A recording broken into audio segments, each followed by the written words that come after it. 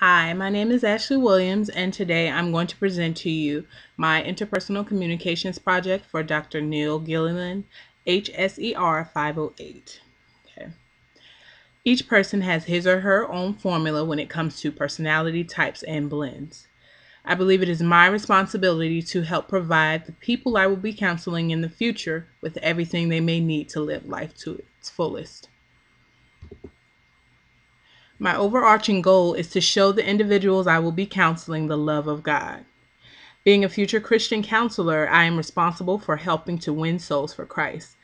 I am also responsible for helping Christians to understand that we too sometimes need counseling and that there's nothing wrong when seeking help when it is needed.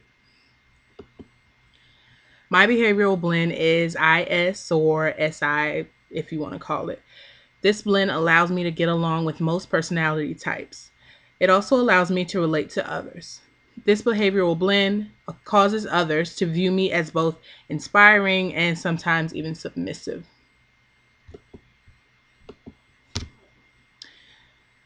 My behavioral blends influences. The good things about it are I get along with most everyone. My personality helps me to relate to people on an emotional level. And people are also drawn to me because of my people skills, and I am a good leader as well as being a good follower.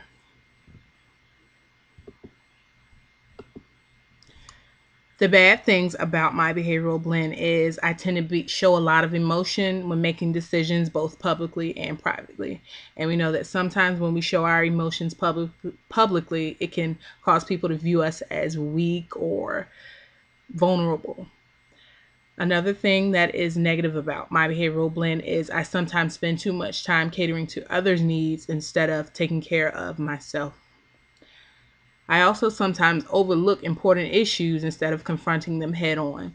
I am not a very confrontational person, and sometimes instead of facing problems that I know may be incorrect, I sometimes tend to overlook them or just hope they'll ease by.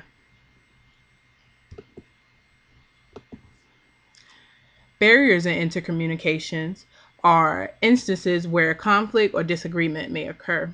During times like these, it is the person who is in charge who is responsible for how the conflict is resolved and when it is resolved. First, I will speak to the group that I am addressing, and this is in reference to finding a resolution to barriers in interpersonal communication. Excuse me. First, I would speak to the group I am addressing in a way that each person can understand. No person likes to feel like they're inferior when they're being spoken to. I will make sure that everyone is fully aware of what I am talking about, just to make sure that everyone understands. Another resolution is when being successful in resolving barriers in interpersonal communication, you must learn the art of listening. You must listen attentively, meaning listening and having a full understanding of what is being said. If you have any questions or any doubt or anything you may not understand, it is always best to ask questions and listen attentively. Another resolution is to keep your emotions under control. Make sure to keep all emotional feelings to a bare minimum when addressing a large group.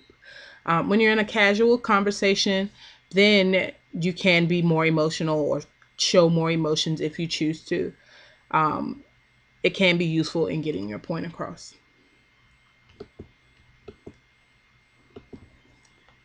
Last but not least, being in charge, you must know how to give and take constructive criticism.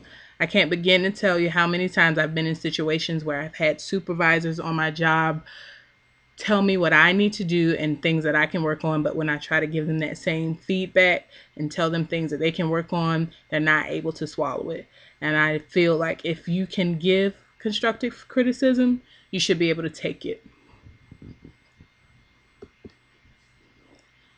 Next is noise pollution in interpersonal communication. Noise is defined as anything that interferes with our ability to send or decipher a message. Noise is broken up into both internal and external feedback, and both can be looked at as negative and or positive, depending on the listener and the message you're trying to convey.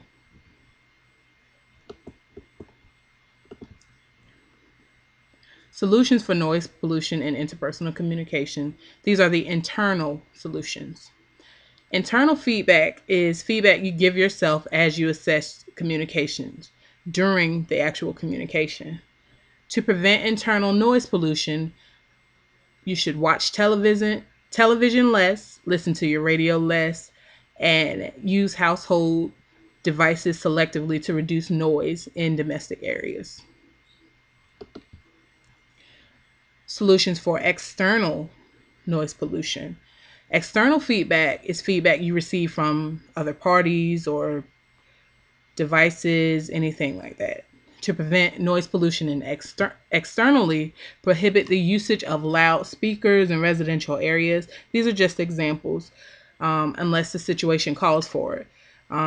For instance, when engaging wide audiences or a concert, these are all functions where the situations calls for noise pollution, but in other situations, I would just disregard the pollution.